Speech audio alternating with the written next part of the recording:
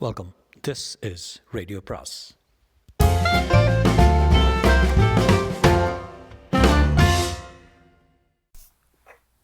அனைவருக்கும் அன்பு வணக்கம். ராக்கி ரங்கராஜனின் மேடம், அத்தியாயம் 25. தந்தை புறப்பட்டு சென்றதும் எலிசபெத் கேட்டார், மார்க், என்ன ஆயிற்று உங்களுக்கு? அப்பாவிடம் ஏன் எதுவும் பேசாமல் முறைப்பாக இருந்தீர்கள்? நீங்கள் என் அப்பாவை பார்க்க வேண்டும் என்று விரும்பினேன். அந்த ஒரே காரணத்துக்காகத்தான் நான் உங்களை அவசரமாக வரச் சொன்னேன். அதில் என்ன தப்பு? சே, எனக்கு மூளையே குழம்புகிறது என்றான். சொல்லிவிட்டு வெராண்டாவின் வழியே வேகமாக நடந்து வாசற்புறம் இருந்த சுழற்கதவுகளை தள்ளிக்கொண்டு வெளியேறினான்.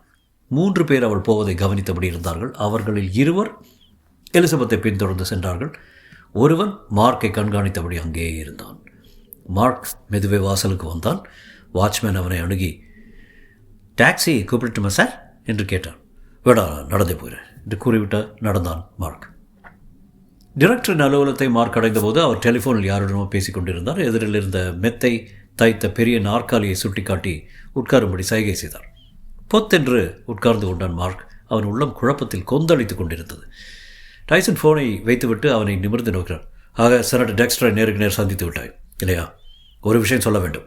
ஒன்று, டாக்டர் எலிசபெத்துக்கு எதுவுமே தெரியாது, அல்லது எல்லாம் தெரிந்தும் தெரியாத மாதிரி நடிக்கிறான். ஆஸ்கர் விருது பெறக்கூடிய நடிப்பு.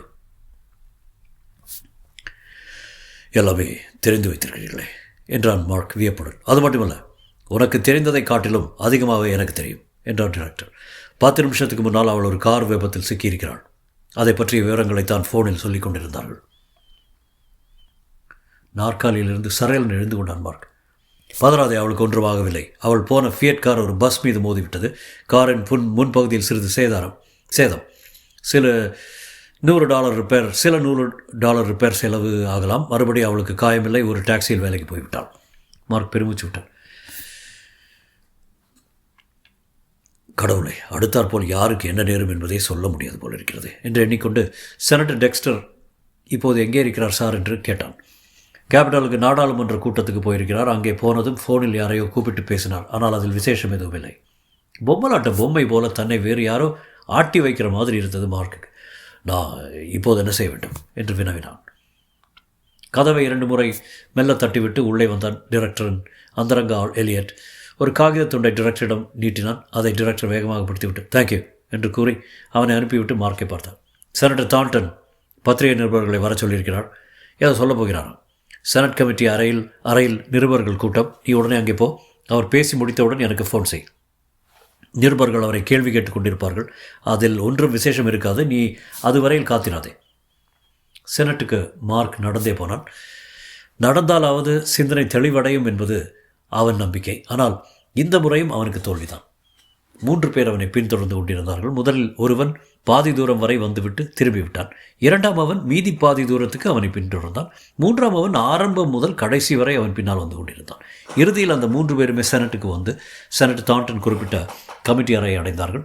ஆனால் தான்டன் என்று சொல்லப்பட்ட என்ன சொல்லப் போகிறார் என்பதில் அந்த 3 பேருக்குமே அக்கறை கிடையாது. விளக்குகளின் வெளிச்சம் அந்த அறையில் வெகு பிரகாசமாக பரவிக்கொண்டிருந்தது. டெலிவிஷன் கேமராக்களுக்கான விளக்குகளின் ஒளியில் நிருபர்கள் ஒருவரோடொருவர் சலசலத்துக் கொண்டிருந்தார்கள்.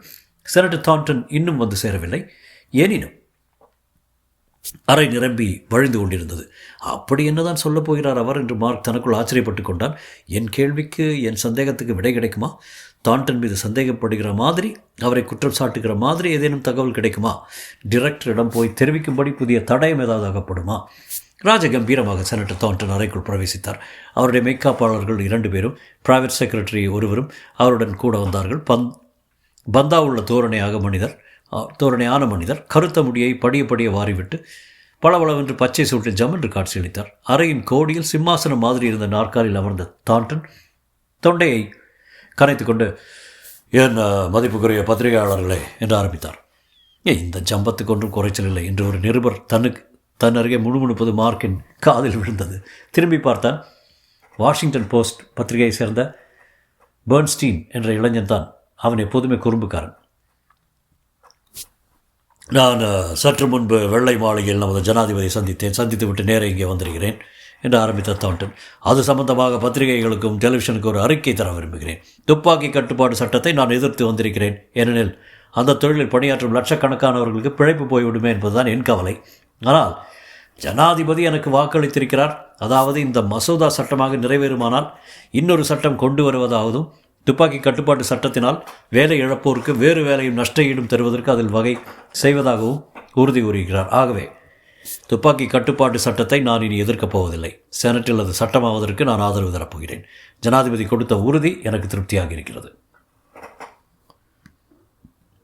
வாஷிங்டன் போஸ்ட் இளைஞன் உறுதி மட்டுமாக கொடுத்திருப்பார், என்னென்ன கான்ட்ராக்டுகள் கொடுத்தாரோ என்று தாழ்ந்த குரலில் கேலி செய்ய சுற்றியிருந்த மற்றவர்கள் கபகபா என்று சிரித்தார்கள். தாண்டனுக்கு கேட்காதபடி. நீங்கள் ஏதாவது கேள்வி கேட்க விரும்பினால் கேட்கலாம் என்று தாண்டன் அறிவித்தார். நிருபர்களில் பெரும்பாலானோர் கிளம்பிவிட்டார்கள். தங்கள் மாலை பதிப்புக்கு செய்தி கொடுப்பதற்காக மார்க்கும் புறப்பட்டார். ஹாலின் கோடியில் பொது டெலிஃபோன் இருந்தது.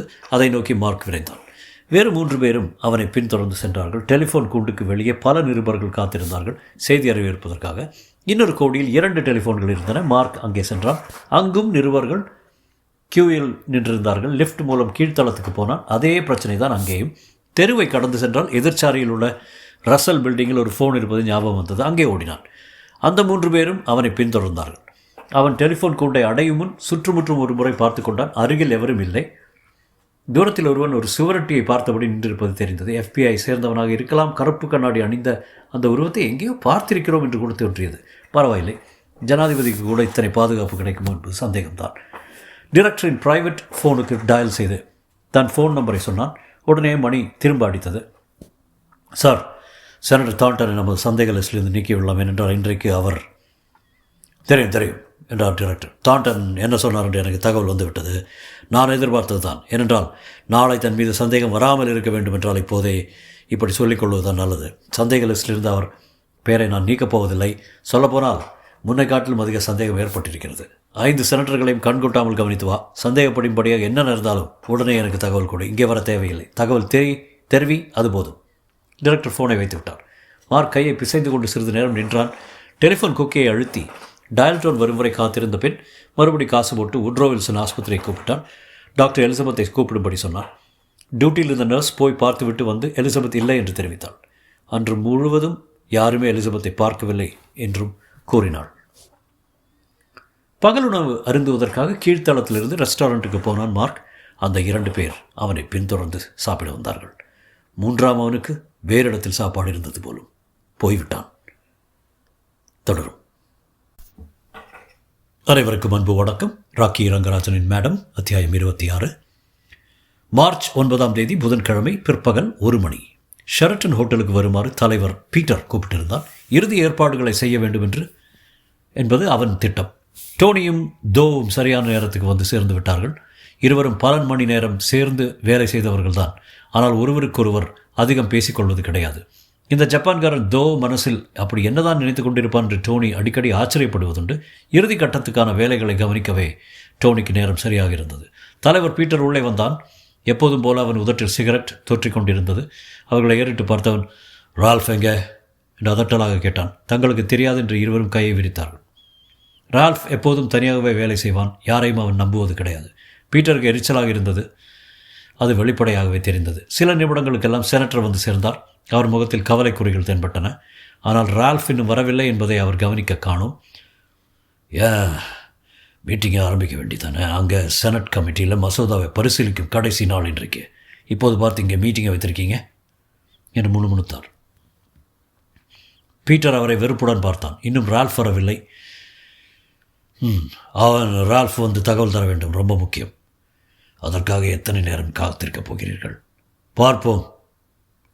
வேறு எதுவும் சொல்லாமல் அமைதியாக எழுந்து லிஃப்டை நோக்கி நடந்தான் பீட்டர். 3 பேசாமல் பின்தொடர்ந்தார்கள். ஹோட்டலின் மாடி உச்சிக்கு போய் நின்றான் பீட்டர். செனட்டருக்கு எரிச்சலாக வந்தது. ஆனால் அவர் எதுவும் பேசவில்லை. ரொம்ப டென்ஷனாக இருந்தால் ஒழிய பீட்டர் இப்படியெல்லாம் செய்ய மாட்டான் என அவருக்கு புரிந்தது. நடுங்க வைக்க வந்த உயரத்திலிருந்து கீழே சாலை போக்குவரத்தை சிறிது நேரம் பார்த்து கொண்டிருந்தான் பீட்டர். இன்னொரு சிகரெட்டை பற்ற வைத்துக் கொண்டு லிஃப்ட்டுக்கு திரும்பினான். கீழே வந்து சேர்ந்ததும் டோனியிடம், நீ சொல்ல என்று கட்டளையிட்டான். பாதைகளை நான் கரெக்டாக கணக்கிட்டு விட்டேன் பாஸ் என்றான் டோனி. மணிக்கு 22 மைல் வேகத்தில் கேனின் கார் வரும். வெள்ளை மாளிகையின் தெற்கு வாசல் வழியாக வந்து தெருவை அடைந்து பென்சில்வேனியா அவென்யூ வழியாக FBI கட்டிடத்துக்கு வர 3 நிமிடம் பிடிக்கும். அங்கிருந்து கேபிட்டல் கட்டிடத்தை அடைய இன்னொரு 3 நிமிடம். படிகளில் ஏறுவதற்கு 45 வினாடிகள். அதன் பிறகு சுட முடியாது, உள்ளே போய் விடுவாள். ஆக மொத்தம் 6 நிமிடம் 45 வினாடிகள். ஒருபோதும் 5 நிமிடம் 30 வினாடிகளுக்கு குறைவாக ஆகாது, 7 நிமிடத்துக்கு மேலும் ஆகாது. சரி, வேலை முடிந்த பிறகு என்று கேட்டான் பீட்டர். கிரேனிலிருந்து தோ இறங்கி கீழ்த்தளத்தின் வராந்தாக்கள் வழியாக ரேபர்ன் பில்டிங்கை அடைந்து தெற்கு மெட்ரோ ரயில்வே ஸ்டேஷனை அடைய 2 நிமிடம் போதும். மிஞ்சி போனால் 3 நிமிடம் 15 வினாடி போதும். போக்குவரத்து நெரிசல், லிஃப்ட் முதலியவற்றை பொறுத்திருக்கிறது என்றான் டோனி. தோ மெட்ரோ ஸ்டேஷனை அடைந்து விட்டால் பிறகு அவர்களால் கண்டுபிடிக்கவே முடியாது. சில நிமிடங்கள் தான். வாஷிங்டன் நகரின் மறுபுறத்துக்கு போய்விடுவான். 3 நிமிடம் 15 வினாடிக்குள் பிடித்து விட மாட்டார்கள் என்று எப்படி நீ நிச்சயமாய் சொல்கிறாய் என்று செனட்டர் கேட்டார். தோ பிடிபட்டு தன்னை காட்டி கொடுத்து விடக்கூடாது என்பதுதான் அவர் கவலை. மற்றபடி அவன் இருந்தாலும் செத்தாலும் அவருக்கு ஒன்றுதான். அவர்களுக்கு நம்முடைய திட்டம் எதுவும் தெரியாது. ஆகவே கொலை நடந்த முதல் 5 நிமிடத்துக்கு என்ன ஏது என்று தெரியாமல் குழம்பிக் கொண்டிருப்பார்கள் என்று பீட்டர் அவருக்கு பதிலளித்தான். டோனி தொடர்ந்து, நமது திட்டப்படி வேலை நடைபெற்று விட்டால் உங்களுக்கு கார் கூட தேவை இருக்காது பாஸ். அதை எங்காவது கண்காணாத இடத்துல தள்ளிவிடுவேன் என்றான். உண்மைதான், ஆனால் அதுக்காக காரை சரியான கண்டிஷனில் வைக்காமல் இருந்து விடாதே. இல்லை பாஸ், அருமையான கண்டிஷனில் இருக்கிறது. செனட்டரின் நெற்றியில் முத்து முத்தாக வியர்த்திருந்தது. இத்தனைக்கு மிகவும் குளிராக இருந்தது. அன்றைய தினம் கைக்குட்டையினால் நெற்றியை ஊற்றிக்கொண்டார். சரி, உன் விஷயம் என்னதோ என்று பீட்டர் கேட்டான். தன் திட்டத்தை விவரமாக எடுத்துரைத்தான் தோ. சென்ற 2 தினங்களாக அவன் திரும்ப ஒத்திகை பார்த்து விட்டதாகவும், கடந்த 2 ராத்திரியும் கிரேனின் தலைமாட்டில் படுத்திருந்ததாயும், துப்பாக்கியை கச்சிதமாக பொருத்தி வைத்திருப்பதாயும் சொன்னான். இன்று மாலை 6 மணி முதல் கட்டிடத் தொழிலாளர்கள் அங்கே வேலை நிறுத்தம் தொடங்குகிறாங்க. 24 மணி நேர வேலை நிறுத்தம். நாளை சாயந்தரம் 6 மணிக்கு தான் நான் அமெரிக்காவின் மறுகோடியில் இருப்பேன். கேன் செத்துருப்பா என்றான். நல்லது என்றபடி பீட்டர் சிகரெட்டை நசுக்கிவிட்டு இன்னொன்றை பற்ற வைத்துக் கொண்டான். 9வது தெருவும் பென்சில்வேனியா அவென்யூ சந்திக்கும் முனையில் நான் இருப்பேன். 9:30 மணிக்கு அங்கே நான் வந்ததும் வாட்ச் ரேடியோ மூலம் உனக்கு தகவல் கொடுப்பேன். பிறகு கேனின் கார் என்னை தாண்டியவுடன் இன்னொரு முறை தகவல் சொல்வேன். உன் வாட்சில் தகவல் வந்ததும் கேன் இன்னும் 3 நிமிடத்தில் அங்கே வந்து சேருவா என்ற அர்த்தம். அதாவது உனக்கு 3 நிமிடம் 30 வினாடி அவகாசம் இருக்கும். முன்னறிவிப்புக்கு எத்தனை நேரம் உனக்கு தேவைப்படும்? 2 நிமிடம் 30 வினாடி இருந்தால் போதும் பாஸ் என்றான் தோ. அது ரொம்பவும் குறைச்சலான நேரம் இல்லையா என்றார் செனட்டர். இன்னும் அவருக்கு வியர்த்து கொண்டு தான் இருந்தது. அப்படி ஏதேனும் நேர்ந்தால் நீங்கள் கேனிடம் ஏதாவது பேச்சு கொடுத்து கேபிட்டல் படிகளில் அவளை தாமதிக்க பண்ண வேண்டும் என்றான் பீட்டர். செனட்டர் தோவின் பக்கம் திரும்பி, நீ தினம் ஒத்திகை பார்த்து கொண்டிருப்பதாகவா சொல்கிறாய் என்றார். ஆமாம். அப்படியானால் நீ துப்பாக்கி வைத்த பெட்டியையோ எடுத்துச் செல்வதை ஏன் யாரும் கவனித்ததில்லை? நான் வியன்னாவிலிருந்து வந்தவுடனே கிரேனின் உச்சியில் சின்ன மேடையில் துப்பாக்கியை டேப் போட்டு ஒட்ட வைத்து விட்டேன். அது 320 அடி உயரத்தில் இருக்கிறது. யார் கண்ணிலும் படாது. கிரேனை கீழே இறங்கினால் என்னாவது? உடனே பார்த்து விடுவார்களே. மாட்டார்கள். துப்பாக்கிக்கும் மஞ்சள் வர்ணம் அடித்து 8 பாகங்களாக பிரித்து மேடையின் உட்புறத்தில் ஒட்ட வைத்திருக்கிறேன். கிரேனை சேர்ந்த பகுதியாகத்தான் அது தோன்றும். பிரித்து வைத்திருக்கும் துப்பாக்கி பகுதிகளை இணைப்பதற்கு உனக்கு எவ்வளோ நேரம் பிடிக்கும் என்று கேட்டார் செனட்டர். எப்படியாவது எங்காவது ஒரு குற்றம் குறை கண்டுபிடிப்பதற்காக அவர் பாடுபட்டார். துப்பாக்கி பாகங்களை இணைப்பதற்கு 2 நிமிடம், இலக்கை கச்சிதமாக குறிபார்ப்பதற்கு 30 வினாடி, துப்பாக்கியை பிரித்து பழையபடி டேப் போட்டு ஒட்டுவதற்கு இன்னொரு 2 நிமிடம், 5.5 அடி நீளமும் 61 மில்லிமீட்டர் அகலமும் கொண்ட சூப்பர் எக்ஸ்பிரஸ் துப்பாக்கி .77 தோட்டாவை உபயோகித்து படுக்கப் போகிறேன். அது வினாடிக்கு 3480 அடி வேகத்தில் பாயும். கேனின் நெற்றிக்கு 1.5 அங்குலத்துக்கு மேலே குறிவைப்பேன். இப்போ திருப்தி தானா என்று பீட்டர் செனட்டரை கேட்டான். என்று முனகலாக சொல்லிவிட்டு மௌனமாக சிந்தனையில் ஆழ்ந்த செனட்டர் நெற்றியை மறுபடியும் ஒரு முறை துடைத்து கொண்டார். தோ ஏதோ கேட்க நினைத்தவராக வாயை திறக்கவிருந்தார். அதற்குள் கதவை மடையல் என்று திறந்து கொண்டு ரால்ஃப் உள்ளே வேகமாக வந்தான். மணிக்கணும் பாஸ், அவசரமாக ஒரு விஷயம் தெரிந்தது, அதை சொல்லத்தான் இப்படி ஓடி வந்தேன் என்றான். நல்ல செய்தியாக இருந்தால் சரி என்றான் பீட்டர் கடுமையாக. இல்லை பாஸ், மோசமான செய்தி, ரொம்ப மோசமான செய்தி என்றான் ரால்ஃப் மூச்சு இறைக்க. எல்லாரும் அவனை கவலையுடன் பார்த்தார்கள். சரி சொல்லு. அவன் பேர் மார்க் ஆண்ட்ரூஸ் என்று கூறிவிட்டு காலி இருந்த நாற்காலில் உட்கார்ந்தான் ரால்ஃப். யார் அவன்? என்ன அவனுக்கு என்று பீட்டர் வினவினான். அவன் FBI ஏஜென்ட். கால்வெட்டுடன் ஆஸ்பத்திரிக்கு போயிருந்தவன் அவன் தான். கொஞ்சம் ஆரம்பத்தில் இருந்தே சொல்கிறியா? அமைதியாக கேட்டான் பீட்டர்.